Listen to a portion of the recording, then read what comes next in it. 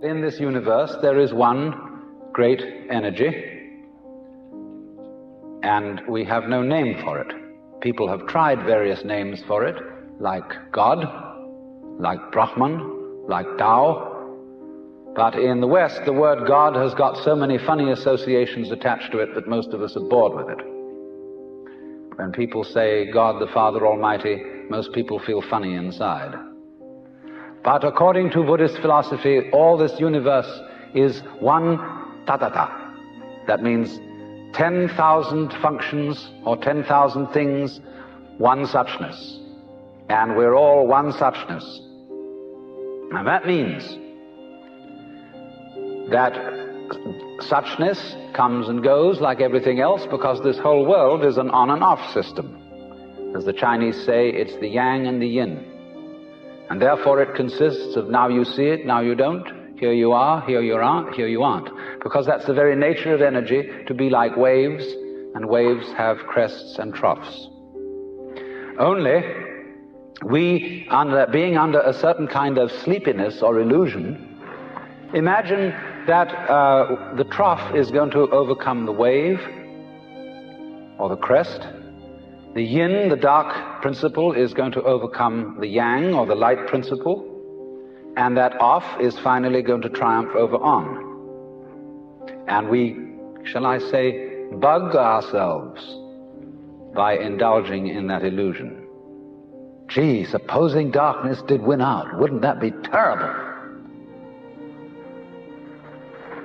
And so we're constantly trembling and thinking that it may, because after all, isn't it odd that anything exists?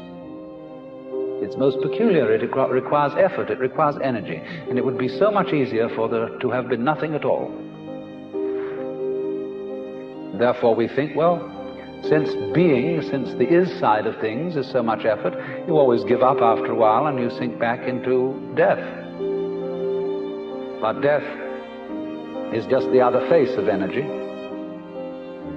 and it's the rest, the not being anything around, that produces something around, just in the same way that you can't have solid without space, or space without solid.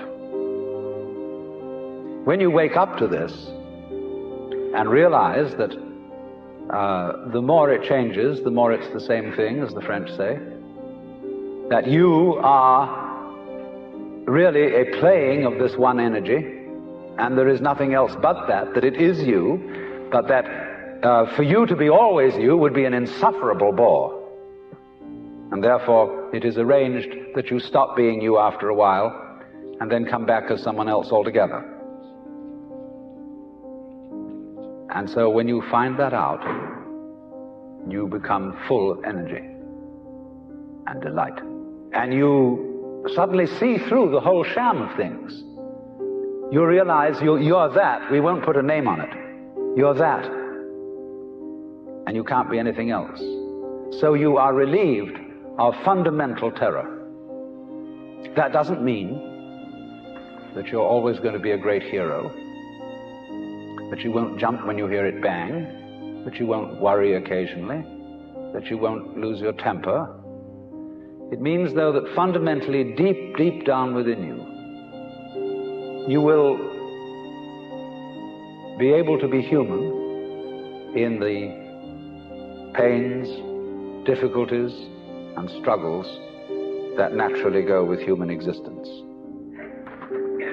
But to have no hang-up, that is to say, to be able to drift like a cloud and flow like water, seeing that all life is a magnificent illusion, a playing of energy, and there is absolutely nothing fundamentally to be afraid of.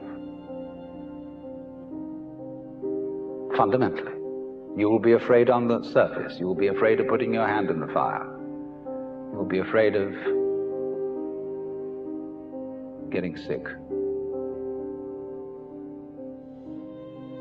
But you will not be afraid of fear.